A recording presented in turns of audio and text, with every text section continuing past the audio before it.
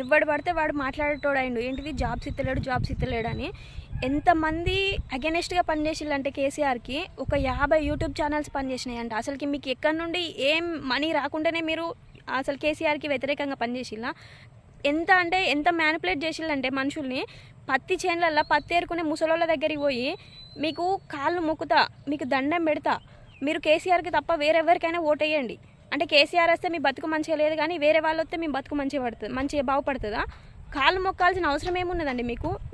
మీకు 2000 పింఛన్ ఇస్తే సరిపోతుందా? మీ పిల్లల భవిష్యత్తు అవసరం లేదా అని ఒక్కొక్కడు కాళ్ళ మీద పడి మొక్కుతున్నారు. అవసరంలో ఎంతమంది చదువుకున్న వాళ్ళు ఉన్నారు? వాళ్ళందరికీ స్కిల్స్ ఒక విధంగానే ఉంటాయా? నీకు పుట్టిన 2 కొడుకులకే ఒకే విధంగా ఉండదు తెలివి అనేది. రాష్ట్రంలో ఉన్న వాళ్ళందరికీ ఒకే విధంగా ఉంటుందా?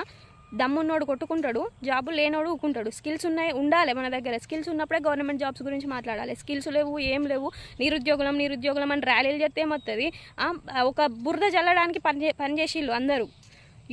యూట్యూబర్స్ అందరూ బురద జల్లడానికి, కేసీఆర్ మీద బురద జల్లడానికి పనిచేసి లాస్ట్కు మనకు అభివృద్ధి చేసి మన తెలంగాణను తెచ్చినోడిని ఇప్పుడు కాదనుకున్నాం మనము.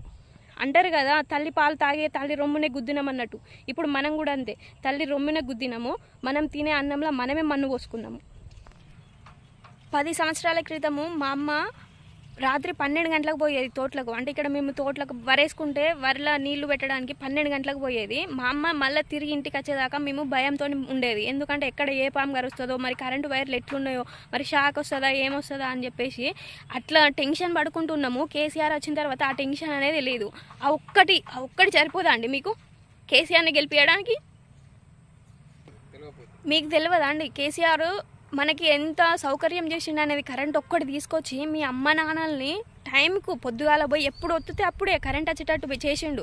అది ఒక్కటి సరిపోదా? తెలంగాణలో రైతు ఒక్కడు బాగుపడితే మిగతా ప్రతి ఒక్కరు బాగుపడతారు. అది మీకు అర్థం కాదా? ఎవ్వరికి వాడే స్వార్థంగా నాకు జాబ్ ఇవ్వలేదు, నా ఇంట్లోకి పింఛన్ రాలేదు, నాకు కేసీఆర్ పెట్టిన సంక్షేమ పథకాలు ఏవి రాలేదు, నేను కేసీఆర్ని గెలిపియను, అది ఇదని మాట్లాడుతున్నారు. ఎంత దరిద్రులండి మీరు అసలుకి, ఎంత పిచ్చోళ్ళు. ఇప్పుడు వాళ్ళు గెలిచిళ్ళు ప్రతి ఒక్కటి ఏదో ఒకటి చేస్తారు మనకు కూడా. ఎందుకంటే మనం ఇంత డెవలప్ చేసి మనల్ని ఇంత అభివృద్ధి చేసినోనే మనం కాదనుకొని వాళ్ళని గెలిపించినప్పుడు వాళ్ళు కూడా భయపడతారు మనకి. ఇప్పుడు ఏదో ఒకటి ఖచ్చితంగా చేస్తారు. నేను చెయ్యరు, వాళ్ళు మంచోళ్ళు కాదు అనట్లేదు. కాకపోతే కేసీఆర్ని ఎందుకు ఓడించిళ్ళు? కేసీఆర్ ఏం తక్కువ చేసిండని మీరు అందరు కలిసి కేసీఆర్ని ఓడించిళ్ళు. అంత హైదరాబాద్ అంత డెవలప్ అయింది. అంత డెవలప్ అయినా కానీ ఇంకా వాళ్ళు డెవలప్ అవ్వాలని అక్కడ ఎన్ని సీట్లు ఉన్నాయో అన్ని కేసీఆర్కే ఓట్లు వేసిళ్ళు. ఎందుకు వేసిళ్ళండి? మనకన్నా ఎక్కువ పిచ్చోళ్ళ వాళ్ళు ఏమన్నా? ఎక్కడి నుండో బతకడానికి వచ్చి ఇక్కడ తెలంగాణలో సెటిల్ అయిన వాళ్ళు ఎక్కువ, మన హైదరాబాద్లో ఉన్నోళ్ళు వాళ్ళు కేసీఆర్ని నమ్మి ఓట్లు వేసిళ్ళు. మనం ఇక్కడనే పుట్టి ఇక్కడనే పెరిగి కేసీఆర్ ఏంటిదో తెలుసుకొని కూడా కేసీఆర్కి ఓట్లు వేయకుండా వేరే వాళ్ళకి ఓట్లు వేసి గెలిపించుకున్నామంటే మనకన్నా పిచ్చోళ్ళు, మనకన్నా మూర్ఖులు ఎవరన్నా ఉంటారా అండి? ఎంత ఎమోషనల్గా ఇక్కడ ఎంత హార్ట్ దగ్గర ఎంత బాధ అనిపిస్తుందంటే మనం ఇక బాగు చేసేటోని మనం కాదనుకున్నాము, మనం బాగుపడము, అభివృద్ధి చెందము. ఇంకా 5 సంవత్సరాలకి మళ్ళీ కేసీఆర్ అత్తలే అనుకుంటే మనం మళ్ళీ 10 సంవత్సరాల వెనక్కి పోతాం. ఏ పార్టీ అనేది మనకు వచ్చింది పక్కన పెడితే మళ్ళీ మన బతుకులు 10 సంవత్సరాల వెనకకు పోతాయి. ఒక మాట అండి, మేము ఈ పార్టీ మంచిది కాదు ఆ పార్టీ మంచిది అని మాత్రం మాట్లాడట్లేదు.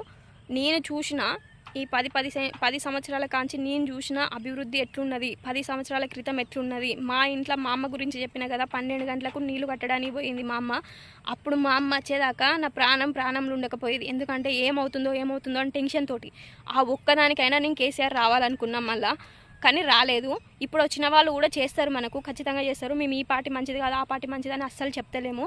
కాకపోతే ఒక్కటి ఏంటిదంటే అందరు అంటారు కదా, మంచి ఎప్పుడైనా పాకదు, చెడు మాత్రమే పాకుతుందని. ఇక్కడ అదే జరిగింది. చేస్తా అని చెప్పి అందులో 9 పనులు ఖచ్చితంగా చేసిండు. ఏదో ఒక పని చేయకపోతే దాని మీద దొంగ అని ముద్ర వేస్తున్నారు. ప్రతి ఒక్కరు మా మీద 3 లక్షలు అప్పు చేసిండట, మా ఒక్క తలకాయ మీద 3 లక్షలు అప్పు చేసిండట అని చెప్తే కేసీఆర్ వచ్చి మీ ఇంటికి అడుగుతున్నాడు అండి, నాకు ఈ సంవత్సరానికి ఇంత మిత్తైంది కట్టుళ్ళు అని? ఏ గవర్నమెంట్ అప్పు చేయకుండా చేస్తుందండి? లేకపోతే లక్షలు కోట్లు తిన్నాడు అని అది అని మాట్లాడుతున్నారు. మీకు తెలుసా కోట్లు తిన్నాడు లక్షలు తిన్నాడని? డెవలప్ చేస్తేనేమో తిన్నట్టు, డెవలప్ చేయకపోతే తిననట్ట.